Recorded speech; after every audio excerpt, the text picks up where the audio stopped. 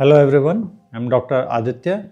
I'm a consultant in arthroscopy, shoulder surgery and sports injuries at the Shoulder and Knee Clinic at Dr. L.H. Hiranandani Hospital. Cricket is probably the most popular sport across India, and a lot of people play it across all levels and all age groups. And even though cricket is a very safe sport, for the pure reason that a lot of people are playing it, that's why you commonly get a lot of cricketing injuries. So today we are going to discuss about common shoulder injuries which you can get while playing cricket. So to understand the shoulder better, your shoulder is like this. It's a ball and socket joint. There are all these tendons around the shoulder called the rotator cuff. This bone above is called the acromion. This is the clavicle or the collarbone. It joins with the acromion here through a joint which is known as acromioclavicular joint. Now, while playing cricket, there are two types of injuries which you can sustain on your shoulder. One is a chronic repetitive injury and the one is acute injury. So let's look at acute injuries. So acute injuries mainly can be classified as sprains, which generally due to a fall on a point of shoulder, like somebody has fallen on this area. They can have a swelling or inflammation of the rotator cuff tendons, and that may cause difficulty in lifting or moving your shoulder. But these are injuries which settle generally with physiotherapy and anti-inflammatory medicines and are classified as minor injuries. Now, the other injuries which can be more significant when you have had a fall while playing cricket are shoulder separations, that is AC joint dislocation. So there are multiple gradings of that from type 1 to type 6, and the treatment is based on the severity of the injury. So typically it happens due to a fall on the point of the shoulder where this bone is driven against this and this goes up like this. So it can in the long term affect your ability to lift loads with your hand. There will be a cosmetic issue with your shoulder. Depending on the severity of injury, typically in an individual above grade 3 injury, it requires a surgical intervention where through a keyhole surgery or an arthroscopy, we can repair this injury. Whereas a grade 1 to a grade 3 injury in low demand individuals can be managed non-operatively. Due to fall on the shoulder, typically with the hand is like this or diving forward, is a shoulder dislocation. So you may be aware of certain players having shoulder dislocation across any sport. But in cricket also that's something that happens even though it's not a contact sport because of the frequent diving involved. To keep your shoulder stable, around the shoulder there are these muscles of the rotator cuff, and then there are ligaments which insert into a tissue in the shoulder known as a labrum. So these two things help in stabilizing your shoulder joint.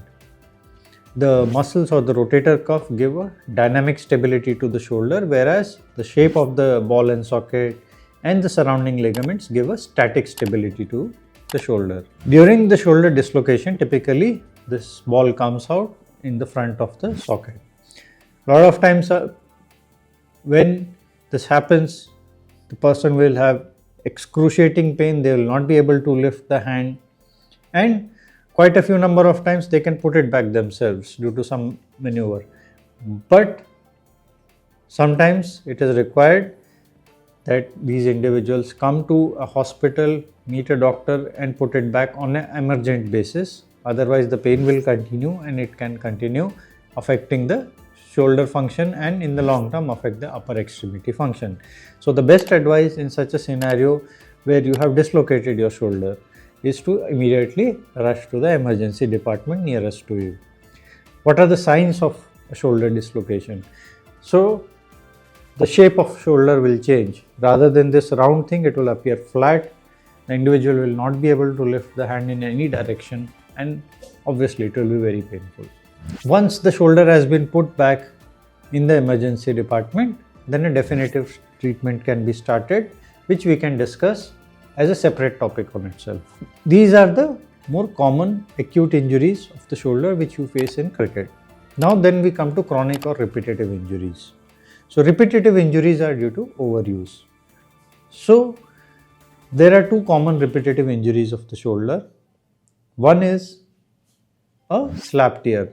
So what's a slap tear? So essentially in your shoulder around the socket there is a tissue called the labrum.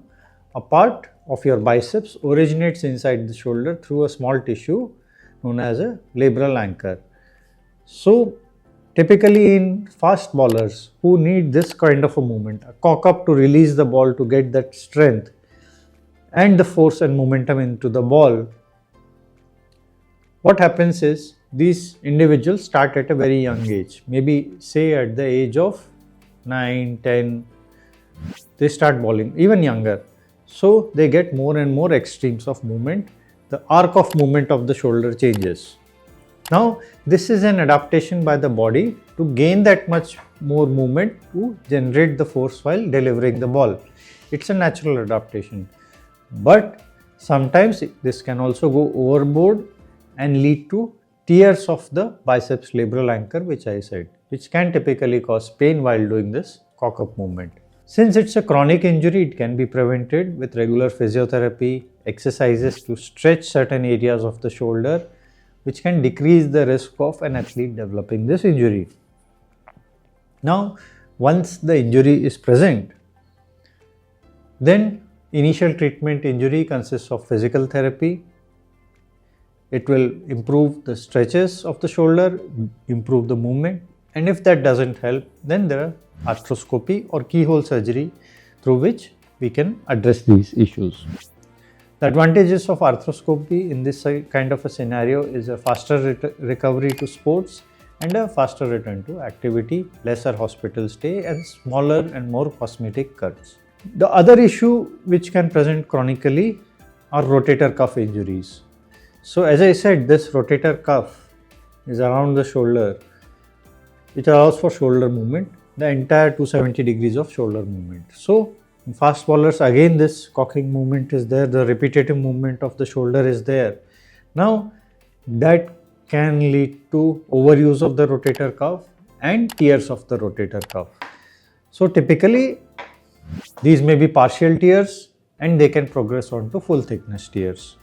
Partial tears which are less than 50% in thickness have known to heal over a period of couple of years, whereas tears which are more than 50% in thickness can progress over a period of time. Now, in a low demand individual, generally a lot of these tears can be managed without surgery. But an athlete who is playing cricket has to perform at a high level. We have a lower threshold for surgically repairing these rotator cuff tears because they need to return faster to sports and faster to activity. Such kind of repairs give excellent results, and then long term they don't have any issues. How do we prevent these kind of things? So chronic injuries definitely can be prevented, acute injuries cannot. As I said before, to decrease the risk of slap tears, regular physiotherapy, stretching of the shoulder is very important. And to prevent a rotator cuff injury, regular strengthening is important. Strengthening, especially working on the shoulder posture, rotator cuff strength, generally decreases the risk of a rotator cuff tear. So I hope you have found this blog useful, and if you have any suggestions or comments, you can definitely reach out to us. You can share, subscribe and like our channel. Thank you till the next time.